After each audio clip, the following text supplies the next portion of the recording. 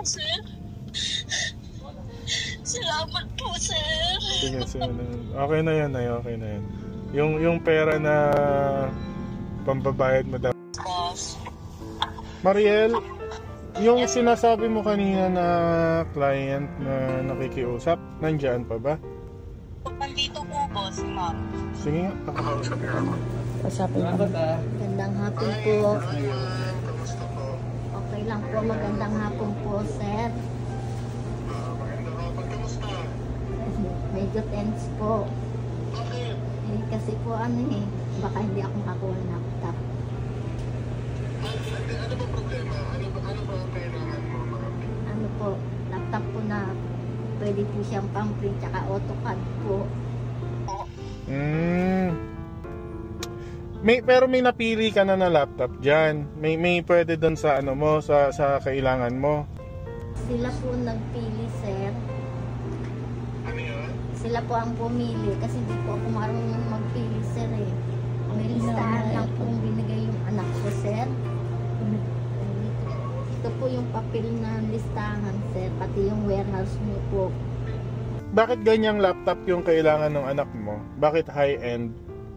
Po, sir, ang kinuha niya pong course po yung Bachelor's Science Mechatronics Engineering, sir.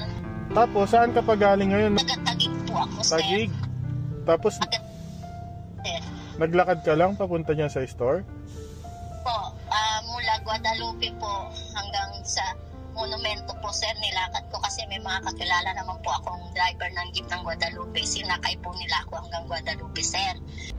So naglakad na po ako hanggang Guadalupe, hanggang monumento po, yung unang warehouse niyo po. Tapos po pagdating ko po dun ng bandang tanghali na po ba yun? Sa ganun po mga tanghali na po, hindi daw po kaya yung pera ko. Kasi po yung pera ko po is 10,000 lang po. Kasi po isinangla lang po ng asawa ko yung ATM namin ng 15,000. May dalawa pa po kami kakatasin na 5,500. Naging 9,500 na lang po yun. Ngayon po.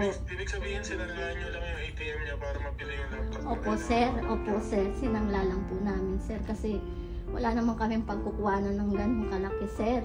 Janitor lang po yung asawa ko. Tapos ako po, pag medyo gipit po, nasa-sideline na po ako ng pandikit sa kaldero po, sir. Tapos meron po akong maliit na tinda-tindahan. Yung mga tinda lang po ng mga kape, ganun po. Kape, mga sabon, ganun lang po ang tinda ko, sir. Wala po as in kasi maliit lang yung bahay namin, sir. Squatter po kami sa Tagig. Yun po. Kaya po, sinacrifice na lang po namin yung 10,000 na yun. Yung kinita ko po na 500, binuo ko po yun para maging 10,000 po. Kasi po yung anak ko, nagagalit sa amin na wala, hanggang November 5 na lang daw po yung palugit sa kanya. Pag hindi daw po siya nakapagdala ng laptop, hindi daw po siya makakapag-exam, sir. Kaya po yung 10,000 na po yan, sir, kasama na po lahat yung pangkonsumo namin doon, sir. As in, wala na po kami talaga, sir. Kaya po, tinaga ko po maglakad papunta rito, sir. Ibig sabihin, galing ka na sa isang branch ka sa monumento. Problema, kulang na yung pera mo dun sa kailangan mo. Opo, sir. Ngayon, nagpakasakali ka dyan sa branch ko sa Manila. Sampaloc po. Opo, sir. Nilakad ko po talaga, sir. Sige. May MMDA po kasi ako natanungan doon sa monumento, sir. Naawa po siya sa akin. Tinry niya po akong dalhin sa munisipyo ng Caloocan po ba yun, sir? Hindi rin po kami nakahingi doon ng tulong para madagdagan yung pera ko, sir. Tapos ang ginawa niya po, dinala niya po ako dito sa sakayan ng papuntang Muñoz, sir. Pinakiusap niya po ako sa jeep na isakay po ako para makarating po ako sa sakayan ng papunta dito sa inyo. Pero po, pagdating ko po doon sa Muñoz, nilakad ko na po papunta dito, sir. Kasi hindi po ako nagsakay. Kaya po, inabol ko lang po talagang makarating dito sa pwesto niyo, sir. Kasi baka po masaraduhan niyo ako, sir, eh. Hindi pa po ako umuwi. Kasi sabi ko, kapag hindi po ako na-aprobahan dito, maghahanap pa po ako ng ibang warehouse na pwede sa anak ko. Kasi kailangan po talaga niya sa asin ko, sir. Wala talaga akong ibang mahanapan, sir. Hindi makapag-test kapag walang laptop. Po, sir, hindi po siya makakapag-exam. Sir, ito na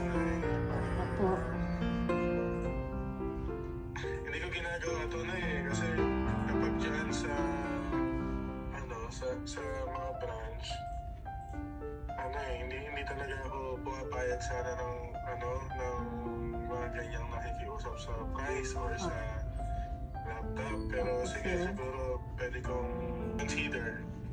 Pasensya na po, sir. Serious ka naman dun sa sinasabi mo. Basta Opo, sir. seryoso ka sa Opo, sir. sinasabi mo. Baka mamaya niloloko ko lang ako. Hindi po, sir. Ay, nako. Hindi po, sir. Talaga po, madidemolish na nga rin po kami dyan sa Taguig, sir eh. Hindi ko nga po alam kung saan kami titirang mag-iina. Kasi po, aalis na rin kami dyan sa Taguig eh. Sige na, ganito ha. Opo, sir. Yung laptop na kailangan mo, high-end kasi yun sa totoo lang. Medyo mahal talaga yun. Opo, sir. Alam ko naman po. Sige, first time kung gagawin ko na ganong kamahal na laptop, hindi ko na tatanggapin yung pera mo. Sir, wag. Huwag mo lang isipin kung ano yung Salamat po, sa sir. laptop na kailangan mo. Kasi Salamat po, sir. share mo sa akin ha. Opo, sir. Yung anak mo, sabihin mo galing yan sa pag-aaral, okay? Opo, sir. Salamat po, sir. Maraming po salamat. Sige, huwag ka lang umiyak tayo. Salamat po, sir. Maraming po salamat talaga, sir. Nadidemolish nga kami doon, sir. Hindi ko alam saan ko dadalhin mga anak ko, sir. Salamat po, sir. Maraming po salamat. Yung pera na pang-desktop tsaka bayad mo dapat sa laptop, Opo, gamitin mo sir. na lang po sa pwede mong gamitin. Salamat po, sir. Sa laptop na hihingi. Po, salamat po, sir. Maraming po salamat, Isa sir. lang request ko, sabihin mo sa anak mo, ipangako sa akin. Lumabas kayo. Opo, sir. Huwag ka nang umiyak po. Salamat po, Yung sir. pera mong pamabayad mo na 10,000. Dito po, sir. Sa'yo na yun, hindi ko natatanggapin. Ito po, sir. O, ginoma ko pa po, sir. Okay na yan. Sa'yo na yan. Salamat po, sir. Salamat. Kung kaya mo, ibalik mo dun sa pinagsanlaan nyo ng ATM para hindi na kayo magkautang. Kung hindi nyo napapayag na ibalik, gamitin nyo na lang ko sa akin. Bibili ko po ng pagkain ng mga anak ko tsaka pambaon na lang po nila, sir. Pasensya na po kayo, sir, ha? Ikaw na bahala dyan kung paano gagamitin. Opo, sir. Sige na, okay na yan. Huwag ka na umiyak. Salamat po, sir. Marami pong salamat. Salamat po. Marami po. Sige. Mariel. Oo. Okay na yon, no? Yung laptop na nire-request ni ma'am, ibigay niyo na sa kanya, i-care off niyo na lang sa akin. Ako na magbabayad sa inyo, ha? Sa sales niyo. Sige po. Sabihin niyo sa finance, kinare off na kay Boss A, ako na magbabayad dun sa sa total kung magkano man yung laptop. Okay, sige. Ako na bahala doon. Sa kanya na ibawas ka mo sa finance, ha? Ibigay niyo na kay ma'am yung laptop. Sige po, sige po. Okay, Thank you po. sige. Thank you. Yan mga boss, no, kakatapos lang natin kausapin si nanay.